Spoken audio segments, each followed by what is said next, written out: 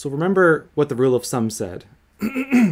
So what it said is that if there's a ways to do one thing, I like this example somebody gave in the class, the first class of this year, this term, which is like if there's a ways to stand up, there's b ways to sit down. It's impossible to stand up and sit down at the same time. So the number of ways to either stand up or sit down is a plus b, right? But in general, if there's a ways to do one thing, b ways to do another, you can't do both, then there's a plus b ways to do both, to do one or the other. But now the question becomes, what if it is possible to do both? So then now how many ways are there to do one or the other? Okay, so that's the kind of question we're going to address today. So the inclusion-exclusion principle, so this gives you a method for counting ways to do one thing or the other, or maybe multiple different things, right? The number of ways to do A or B or C, and so on.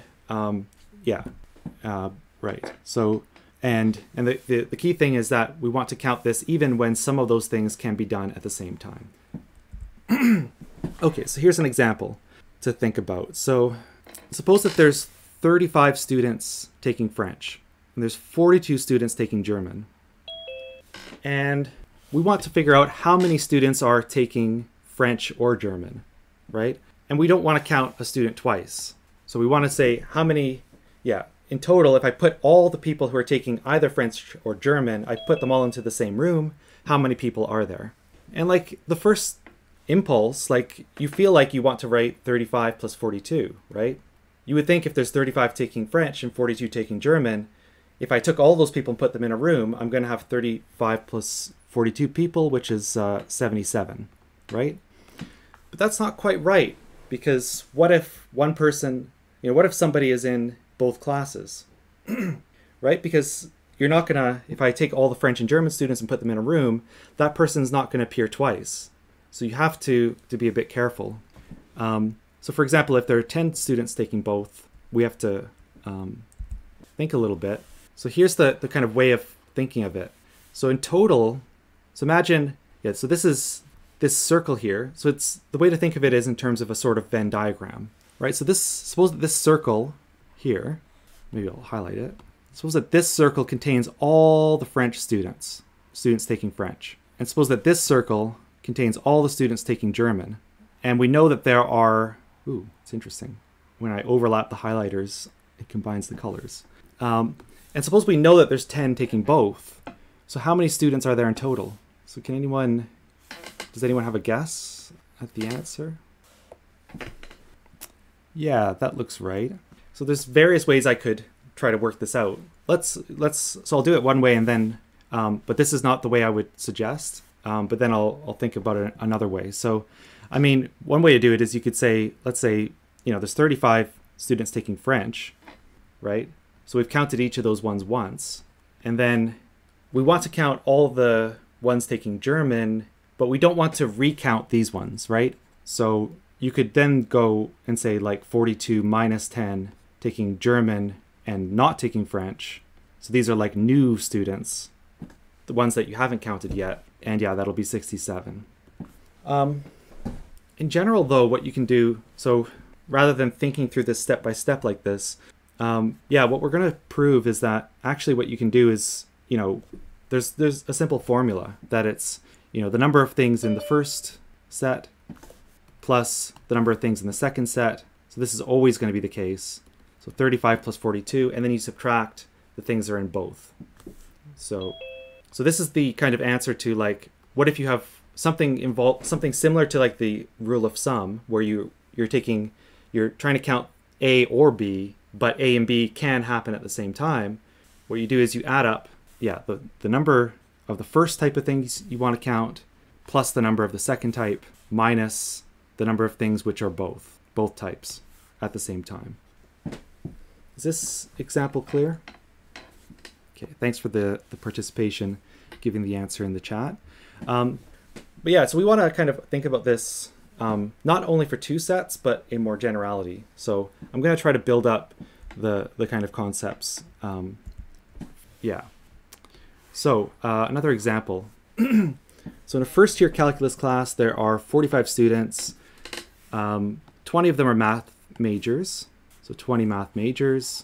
30 of them are Taylor Swift fans. It's quite a large proportion of the class. Exactly 10 of the Taylor Swift fans are math majors. Okay, so yeah, 10 of them are both, Taylor Swift fans and math majors. How many of them are not math majors, nor are they Taylor Swift fans? So how many are neither? And yeah, it's important here, there's 45 total students.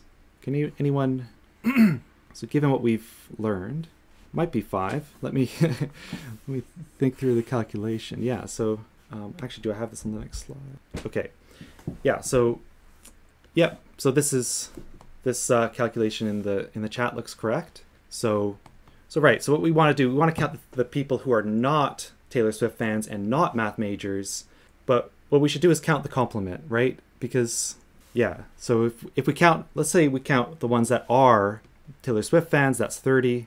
We've got the ones that are math majors, that's 20. And then you've got the intersection, which has size 10, right?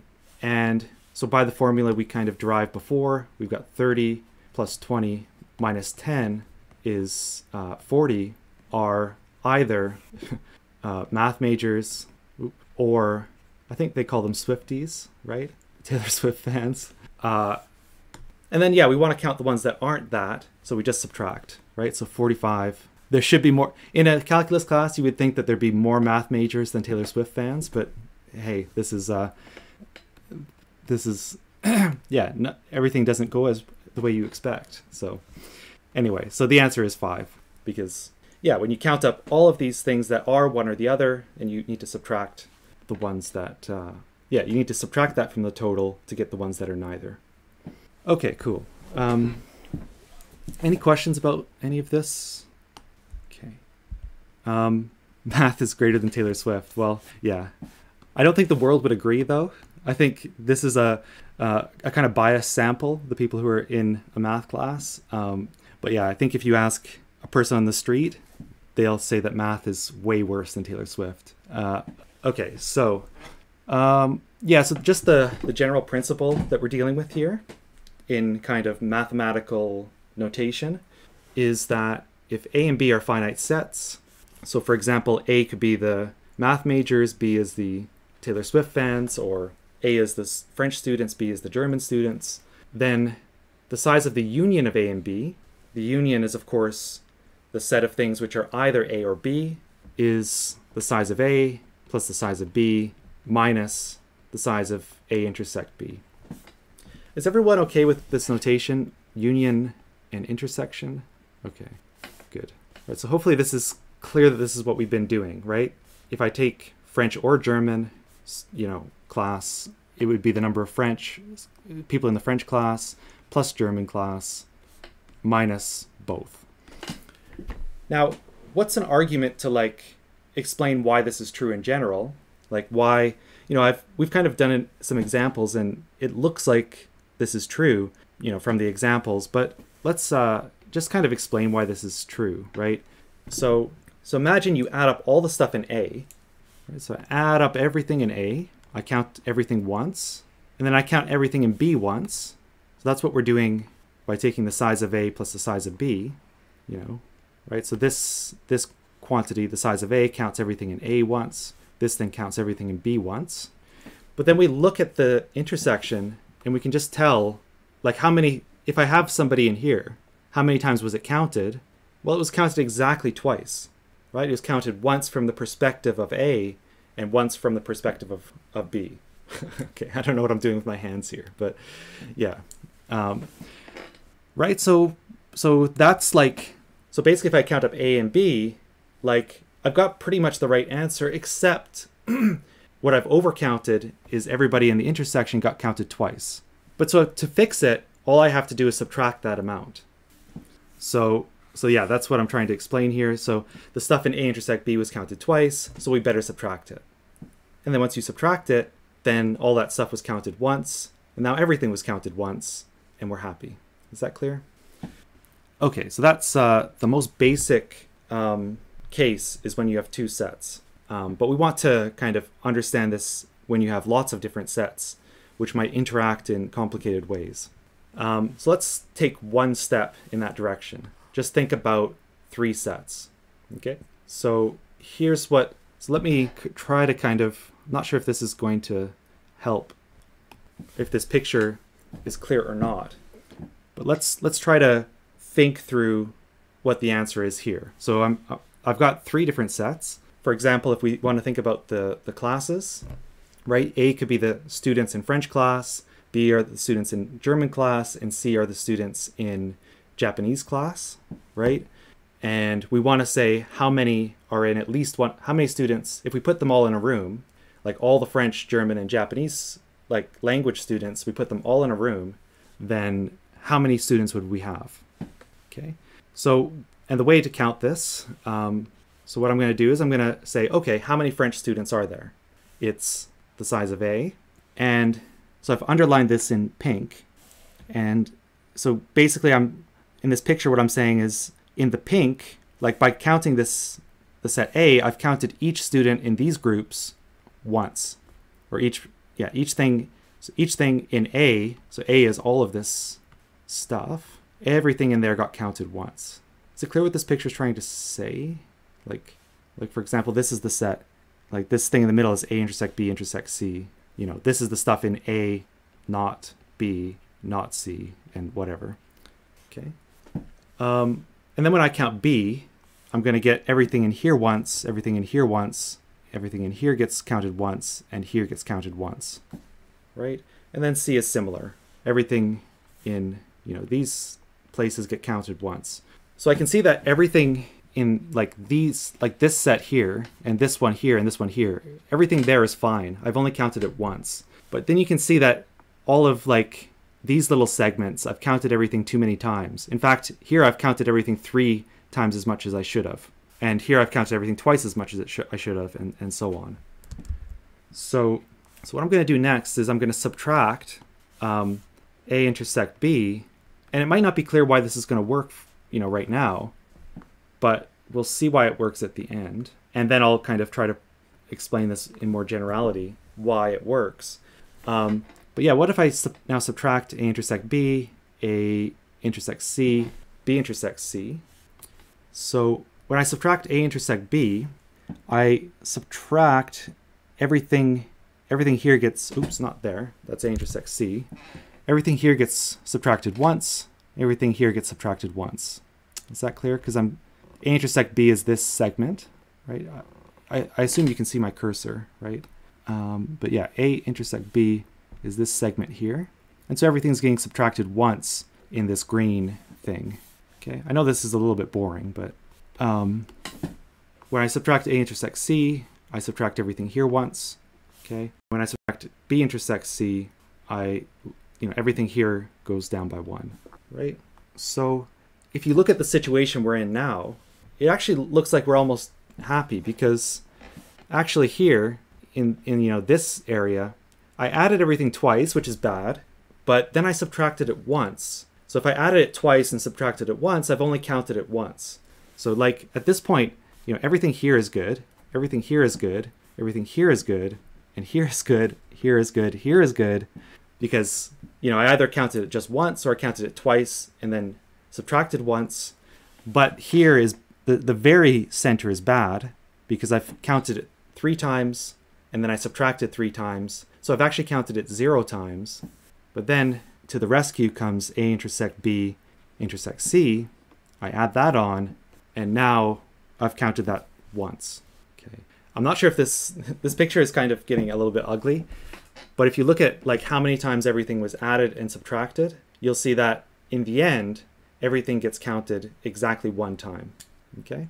So this is a formula that you should really try to remember. If you are counting the union of 3 sets, A union B union C, the cardinality is, so you take you take just one set at a time, A, B, C, you add up the sizes, you subtract the intersection of pairs of sets, so A intersect B, A intersects C, B intersect C, and then you add the intersection of everything, so A intersect B intersect C, okay? And yeah, the reason it counts everything once is because of this picture. Is that clear? Or yeah, so, but yeah, so like everything in this course, like I've mentioned a few times, you can either just memorize the formula, or like it's usually going to be more valuable to understand the reason for the formula, but but yeah, understanding the formula is going to be good as well for most questions. Okay, so let's do an example. Maybe I'll put this to a poll. So I apologize, it's kind of a long example to read, but I've got 20 students in physics, 30 in chemistry, 25 in biology, 10 are in both physics and chemistry, 12 are in both biology and chemistry, and of course, most biology students don't like physics, so only 3 are in biology and physics, and then there's 2 very keen people who are in actually all 3 subjects. So how many are in physics or biology or chemistry? Meaning, basically, if I took all the students from all the classes, I put them in a room, and I counted them, how many would I have? Right. So, looks like people are understanding this one. I'll start solving it, and then I'll close the poll. But indeed, like, the answer is, you add them all up. So 20 plus 30 plus 25. You subtract the intersection of the pairs of sets. So you subtract 10, which are in physics and chemistry, 12 and 3, and then you add 2, which, if I did the math correct, is 52. Okay, and if you wanted to formally apply the formula we had before, like you can let A be the set of all physics students, and so on and so forth. Like B is the set of chemistry students, and C is the set of biology students, and then you can just apply the formula. Okay. So, looks like everyone who submitted an answer actually got the right one this time. Okay, so I assume that this is fairly clear.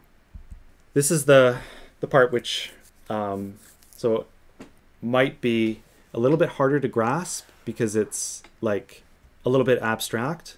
But now I want to give you like the general formula for inclusion, exclusion. So by the way, everything, this stuff that I'm talking about, this thing where you take all the sets, you add them up, you subtract the intersections, add the 3-way intersections, blah, blah, blah. That's called the principle of inclusion, exclusion. Okay, so what's the general formula? So if I take, so here we've done 2 sets, we've done 3 sets. Like I want to give you a formula now that will work no matter how many sets I take, right? So if I take 100 sets and I want to say how big is the union, this is going to be a formula that gives the answer. Okay. Now, part of the difficulty here is going to be understanding what the formula says, because I'm going to write it in very kind of formal, like abstract kind of mathematical notation. So please do ask questions or slow me down. But so recall, so this is something I mentioned a long time ago, but we don't usually use this notation. So let's say square brackets n is the first n integers. And I let a1 up to an be a bunch of sets. Then I want, like, so for example, if before we had 3 sets, so n was equal to 3. And I want to have a formula for how big the union is. And the formula goes like this. So you add up, so the index set is all the subsets of 1 up to n, which are not empty. Okay. And what you want to compute here is -1 to the size of s plus 1 times the intersection over all I in S, AI. Okay. If you think about it, this is the same as, this is a generalization of what we've been doing for 2 and 3 sets. Right, let's look at the case of 3 sets and like try to understand what this says. Like suppose n is 3, right? So if I take the term, like, so we're going to add up for every subset of 1 up to n, except for the empty set, we have a term of this sum. So the term corresponding to s equals 1, or s equals the set containing 1, is just the size of a1, right? And s equals the set containing 2, you get the size of a2, because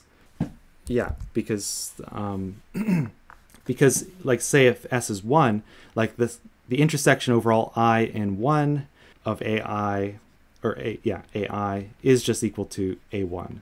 So that's where I get this thing.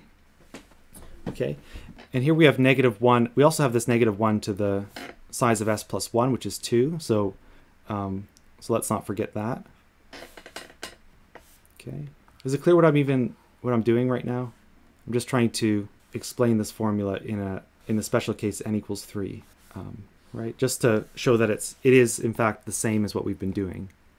So when I have the set s equals 1, 2, you get -1 to the 3 a1 intersect a2, and of course, like, -1 squared is just 1, right? That's the kind of point here, that like that's just 1, and this is -1 cubed is just -1, right? S equals 1, 3, you get well, I'll just write -a1 intersect a3, because -1 to the 3 is -1.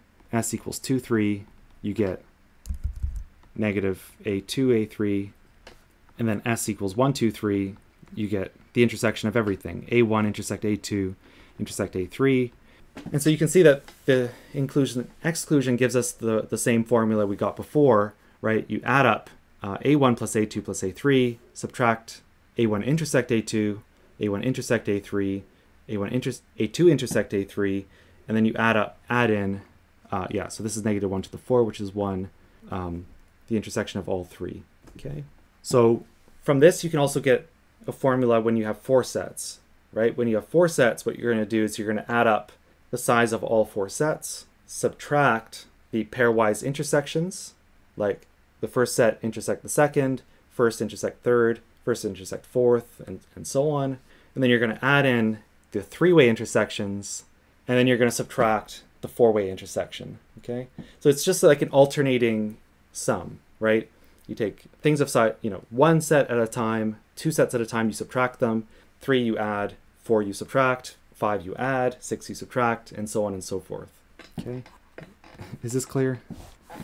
Okay, I'm going to assume that nothing in the chat and general silence means that it is at least somewhat clear. But like I said, so this stuff, like understanding this stuff today is going to be important on Thursday. So don't think that this is going to go away.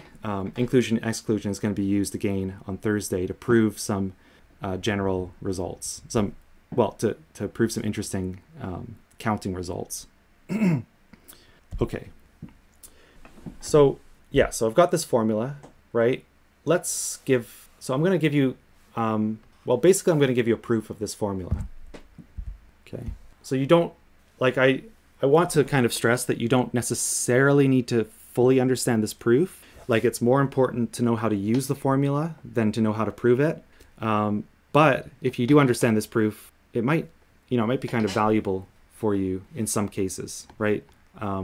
But anyway, so I'm going to give you a proof. If you don't understand it, then don't worry too much. But okay, so I want to count the size of this union, right? I've got sets A1 up to AN. I want to say, how big is the union? So suppose I have a point, an element, X of the union. So I want to count X exactly 1 time, right? I want to count everything in the union exactly 1 time. So what I want to check is this. So if I take the formula that I wrote out, the question I want to ask myself is, how many times was X counted? Okay, and if the answer is 1, then that's awesome, because I want every element to be counted once, but I have to show that it's counted exactly 1 time. Okay, so how do I do that? So I assume that X is contained in K of the sets, AI, where K is at least 1, right? So I want to do this in generality, right? So K is at least 1 and at most N, right? I want to do this in complete generality. So like if X is in exactly 1 of the sets, or if it's in 2 of the sets, or 3 of the sets, I want it to get the right answer. So what I would like to ask now is, suppose that X is in K of the sets AI, how many pairs of indices I and J are there? So how many indices I, where I is less than J, let's say, are there such that, so sorry I'm writing this in a little nook and cranny here, but how how many pairs of indices are there where x is in AI intersect AJ? And I've already given the answer here.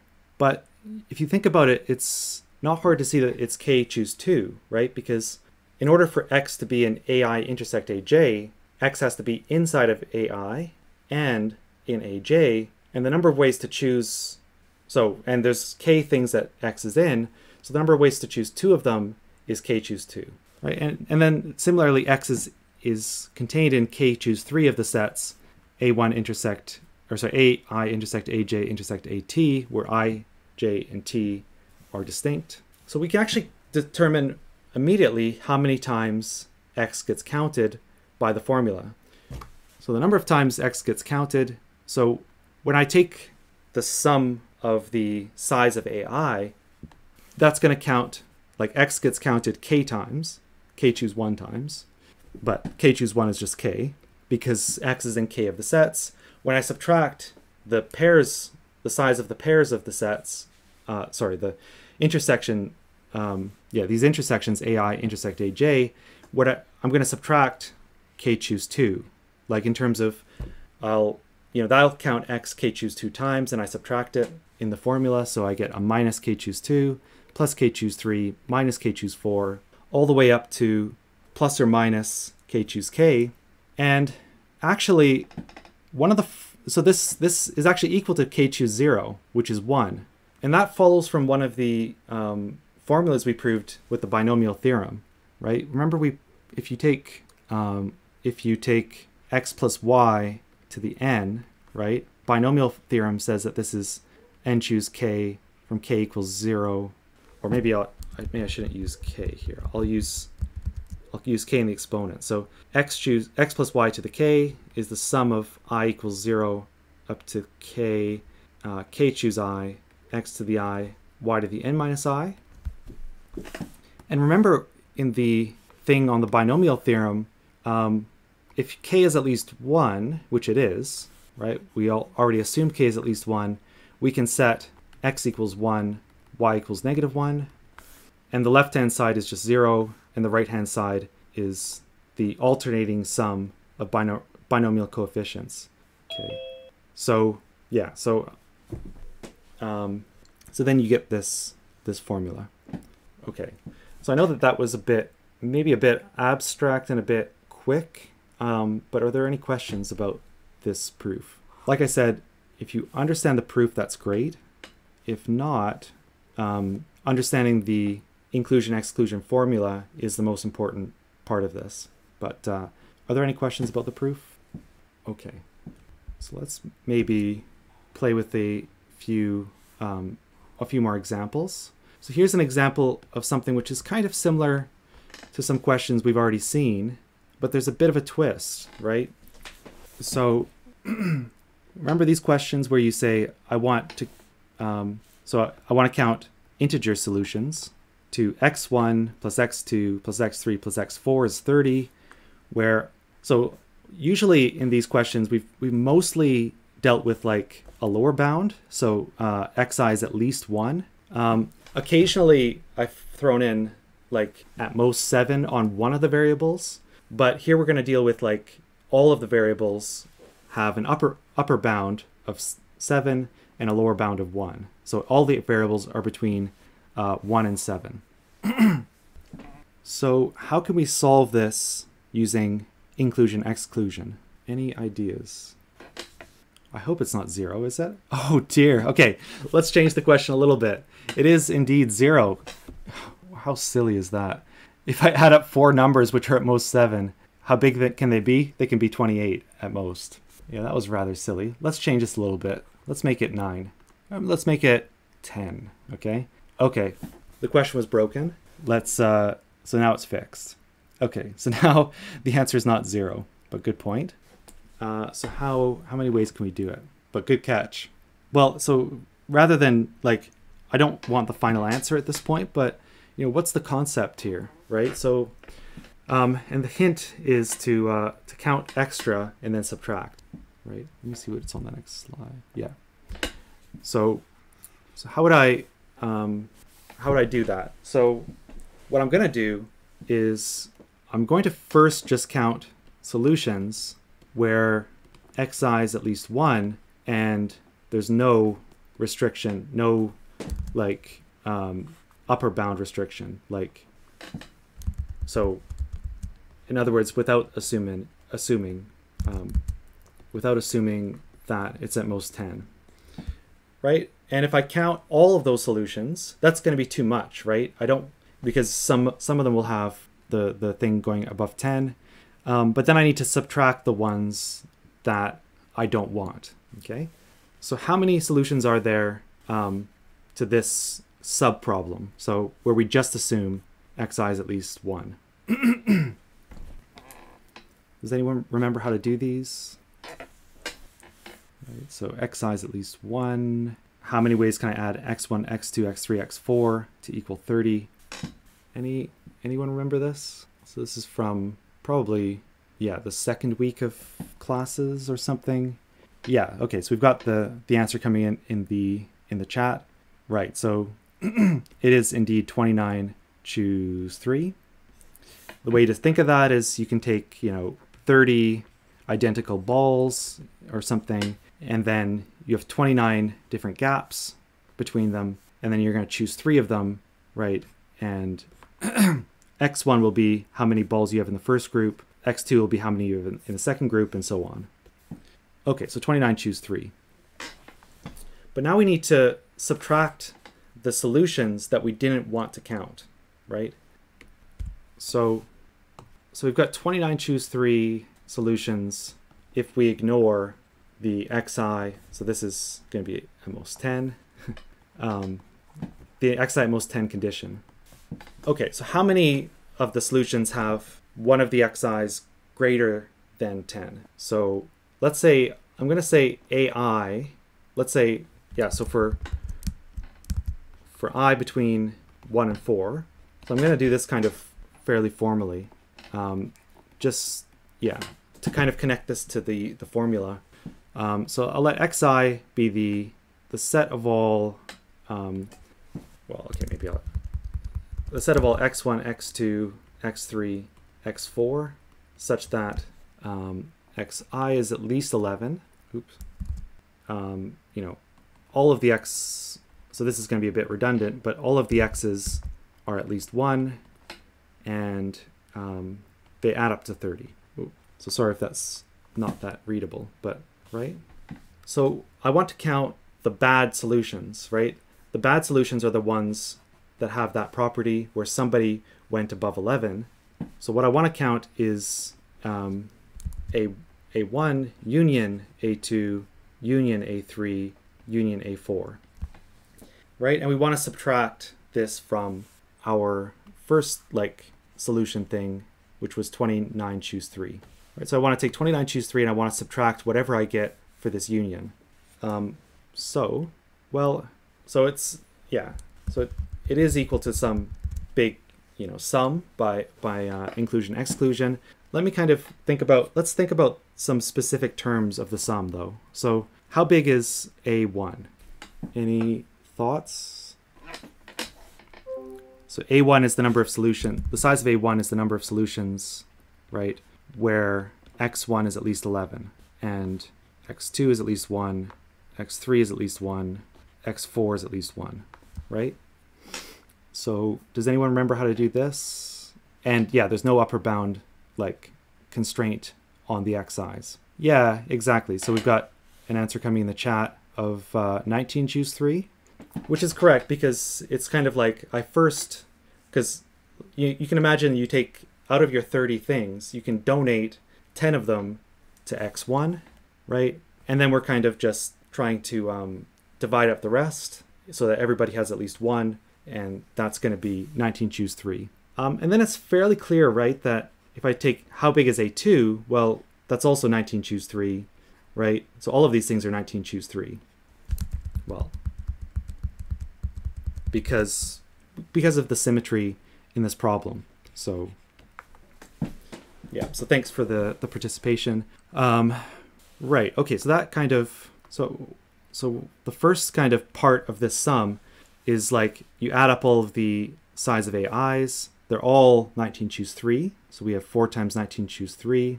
Okay, now what if I look at how big is, let's say, A1 intersect A2? So does anyone have an answer for that? Right, so that's the solutions where x1 is at least 11 and x2 is at least 11, right? So if you think about it, that's going to be 9 choose 3 because, yeah, I mean, both of these you can think of with a substitution, right? So if you kind of, yeah, so this is like you've got x1 at least 11, x2 at least 11, x3 at least 1, x4 at least 1. You can do a substitution by, so you could have done the same thing in the first one as well by just letting y1 equal x1 minus 10, y2 equals x2 minus 10, y3 equals x3, y4 equals x4, right? Anyway, and then if you solve that problem, you're going to get 9 choose 3. Okay, now, so then, yeah, so then this is going to be, so A1 intersect A3 is going to be the same size, A1 intersect A4, you know, all of the different pairs of sets, A1 and AI and AJ have the same size. And how many of them are there? Well, there's 4 choose 2. So 4 choose 2 times 9 choose 3. The 4 choose 2 comes from all the ways of picking one, like picking I and J from 1 to 4. How big is A1 intersect A2 intersect A3? And if you think about that, it's actually 0. Because if x1, it's kind of similar to how the question was kind of screwed up before. If x1 is at least 11, x2 is at least 11, and x3 is at least 11, well, we're already at, and x4 is at least 1, you know, we're already adding up to at least 34, the sum. So in particular, it's impossible for this to equal 30. Yeah, so then actually, you know, it's plus like 4 choose 3 times 0, and then minus 4 choose 4 times 0, because if I look at the intersection of all 4 of them, that's also empty. Okay, that's pretty much illegible there, but hopefully the idea is clear. So the final answer then is you take 29 choose 3, which was all the solutions if you have no restriction, no upper bound restriction, minus the ones we didn't want to count, which is 4 times 19 choose 3, plus 4 choose 2, 9 choose 3. Okay, and this minus is because, yeah, we're subtracting this, and we're subtracting this, which makes it a plus. Okay, so that's the final answer. Is there any questions about that? So this is kind of a combination of 3 different things we've learned, right? We've learned how to count integer solutions when you have, like, you know, a lower bound restriction on the variables. So we've learned how to do that, right? And we've learned how to count the complement, right? Counting the things you don't want to count and subtracting them. And then this is like also including inclusion and exclusion. So it's kind of a combination of lots of different things here. But yeah, you are going to need to be able to combine lots of different things we've learned in different parts of the course. So this is good practice.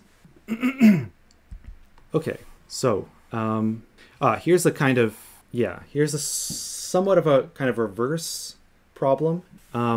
So remember, like when in inclusion exclusion, the formula I gave you is actually a formula for A union B union C, right? But let's suppose somebody gives you the answer to A union B union C, right? But they're asking for the intersection. So you have to be really careful in these questions, whether like what they're asking for, you know, don't get these two things mixed up, right? Yeah, so they tell you that A has size 50, B has size 40, C has size 42. The intersection of A and B is 15. A intersects C is 5. B intersects C is 8. And they tell you that the union has size 107. And they want you to say how big is the intersection. Okay. But you can also get this from the formula, right? Because just by kind of solving for the intersection. So let's suppose I let the intersection size, like A intersect B intersect C, I let that be equal to X, right? And now we write down the formula. So what does the formula say? So it says A union B union C is A plus B plus C, A intersect B, or sorry, minus A intersect B, minus A intersect C, minus B intersect C, plus the intersection of all of them, And you can just solve for x, right? So 107 equals blah, blah, blah, minus blah, blah, blah, plus x, right? Because x is equal to that. And so 107 is 104 plus x. Therefore, x is 3. Okay. Is it clear what I did here? So in general, like, you might not, in an inclusion-exclusion question, you might actually not be asked to compute the size of the union. You might be asked to compute something else, right? Like, for example, you might have been asked to compute A intersect B, right? And so the important thing is to understand that this formula can be used to compute any of these things as long as they give you the size of the union, right? You can just put everything in, write the thing you want as a variable. You don't really have to do that, but you can, and then solve for it.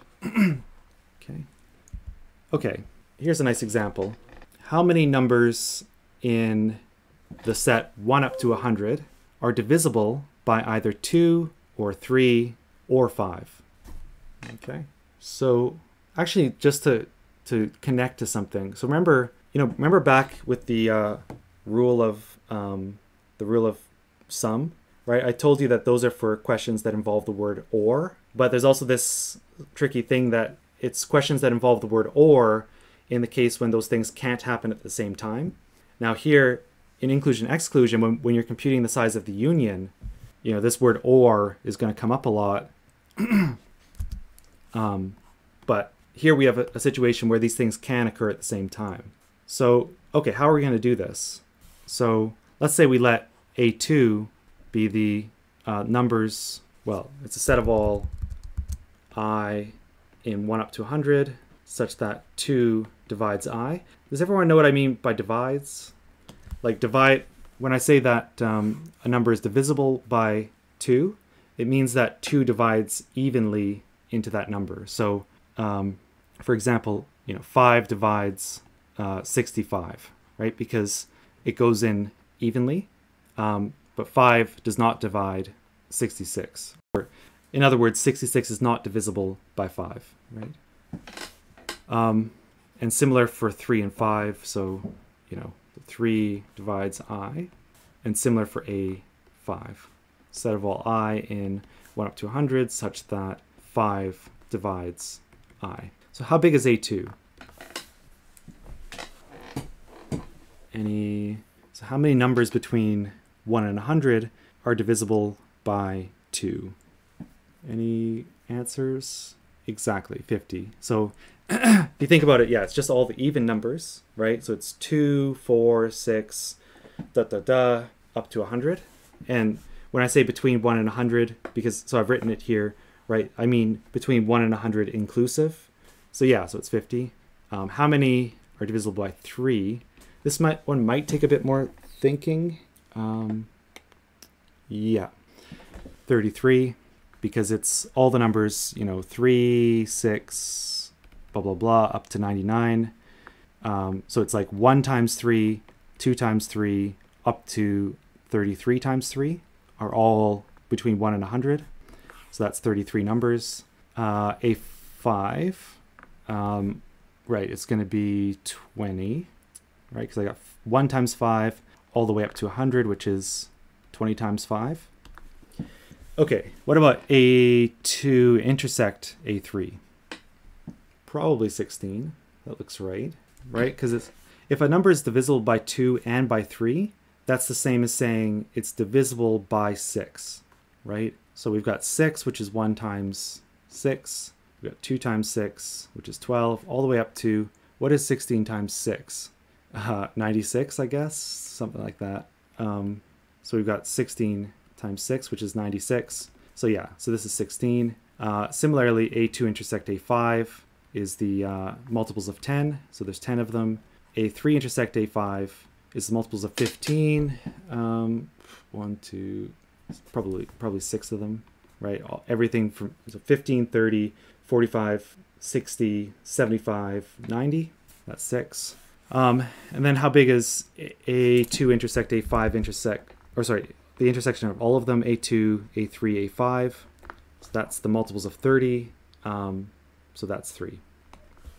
Okay, putting it all together, we use inclusion exclusion to say that the answer is 50 plus 33 plus 20 minus, where do I write all this stuff? 16 minus 10 minus 6 plus 3, which is something. I have no idea.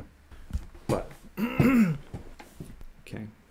So is it clear? Yeah, I'm not going to compute the number because that just, yeah.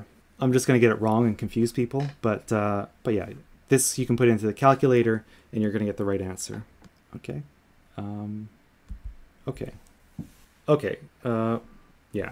How many of the numbers in 1 to 100 are divisible by none of 2, 3, or 5? So that's like, I'm trying to illustrate something here that, right? So inclusion and exclusion tells you how to like compute the things which are like, count things which are like one thing or the other or the other or the other. But you can also count things which are neither the first thing nor the second thing nor the third, right? Or and so on. Because, and the way to do this is just to use this standard kind of rule of, well, counting the complement. So what you want to do is take the total and subtract the ones you don't want to count. So here my total is 100, right?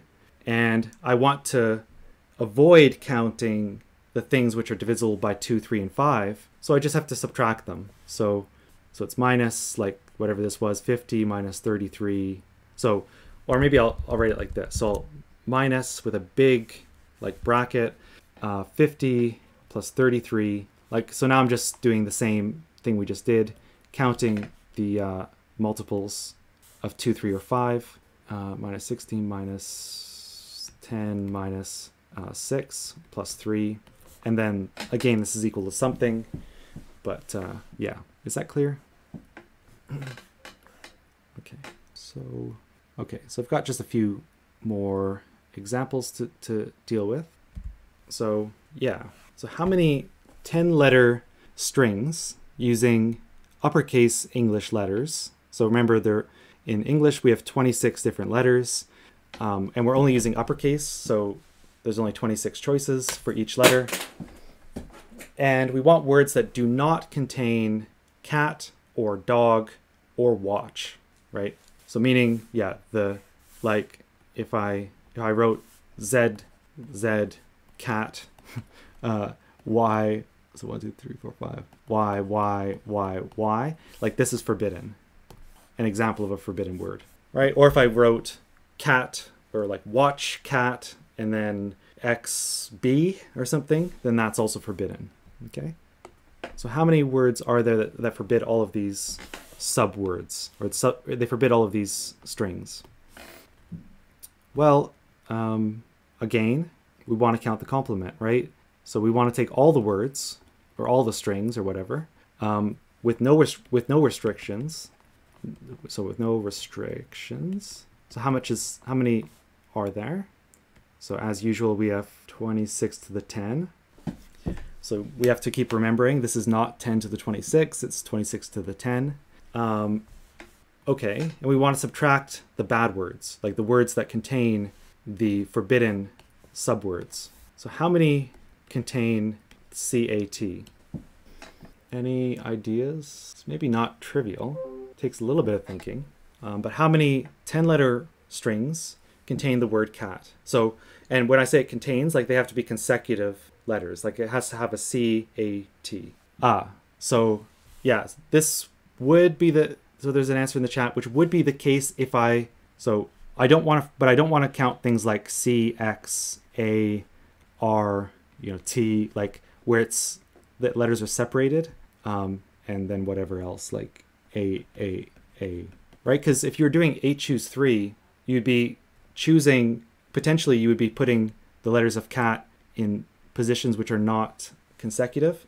Yeah, so probably if I was giving you this on an assignment, I should make it more clear what I mean by containing the words. But when I say containing the words, I mean where the letters are consecutive, okay? So the 8 choose 3 is, so 8 choose 3, 26 to the 7 is not quite right. 8 choose 3 is not going to, because if you think about it, how many ways can I choose the position of cat?